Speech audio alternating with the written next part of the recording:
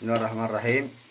الآن بدينا لكم هذه طبخة جديد بتكون إن شاء الله باللون الأبيض. طبعا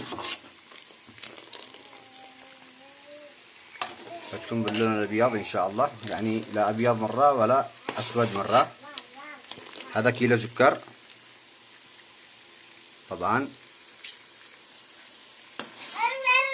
هذا كيلو سكر. عملنا له ماء بمقدار الماء، لأنتم مش تقولوا كم عملنا ماء للمبتدئين، يعني عملنا ماء مسح السكر، يعني سكبنا ماء لما وقع مسح السكر. بس أنا ما صورت من البداية لأنه الجوال كان مع اتصال كذا. المهم الآن هذا بدينا بالبداية، هذا بداية.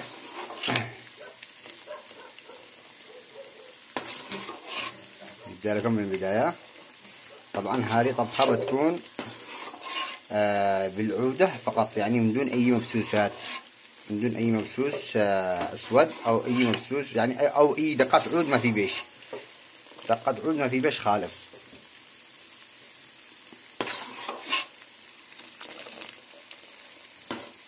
نخلوه بالشكل هذا حتى يغلي يسخن شوية.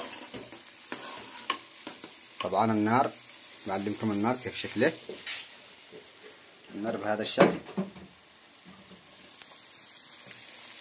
نخلوه ننتظره، نجلس نحرك على القدر ننتظر. جينا لكم لعند المواد حق البخور. ايش بيكونين المواد حق البخور؟ هذه شوفوا معمول، هذا معمول. شوف قصقصنا بهذا الشكل،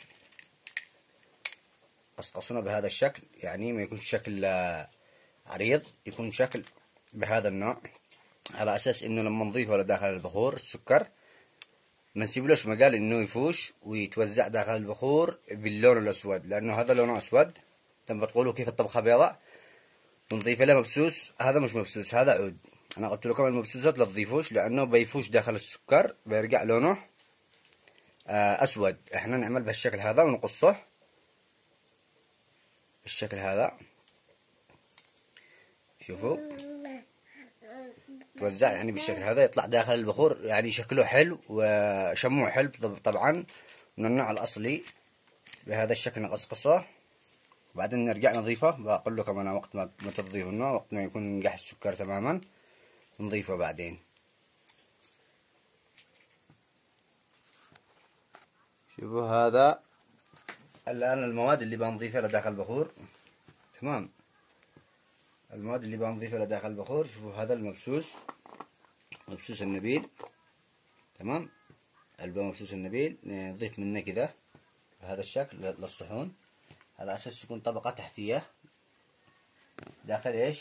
داخل الطبقة تحتية داخل بالبخور، على اساس انه لما تجي تبخر يكون نهاية البخور في رائحة حلوة ومبسوس حلو. يعني هذا مبسوس اسود عادي، حتى لو هو لتحت البخور طبيعي بيكون في شكل من البخور ابيض، وفي شكل من البخور من تحت اسود طبيعي، مش مشكله. بالشكل العود هذا مش مشكله. الحين هذه طبقه كيلو بيجي معنا 1 2 3 4 5 6 7 8 9 10 11 او 12 قرص.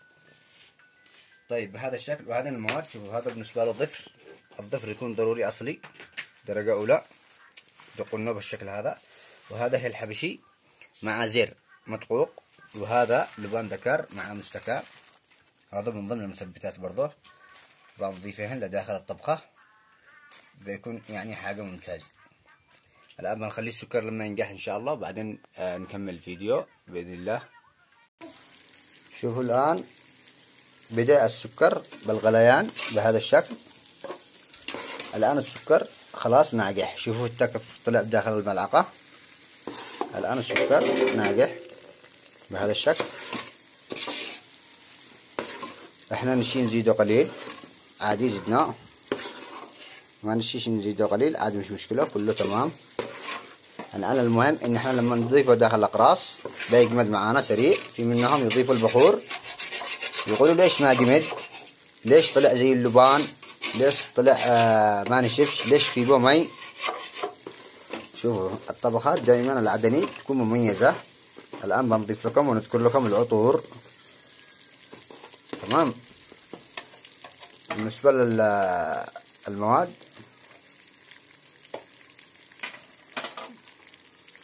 شوفوا هذا بالنسبة له، هذا الآن مثبتات سوائل من العنبر، من شمامة العنبر، ومن العنبر، من الورد الاسطنبولي. هذا نضيفه لداخل نضيفه داخل المواد. السكر بالشكل هذا. شوفوا هذا نضيفه الآن هنا بالشكل هذا. السكر قدو ناقح، نضيف هذا العطر المثبت بالشكل هذا. النار طبعا تكون هادئ.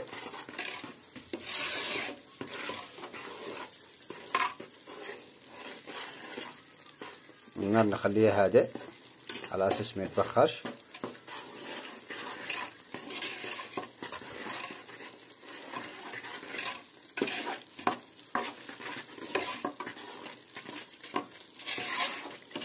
نأخذه بالشكل هذا.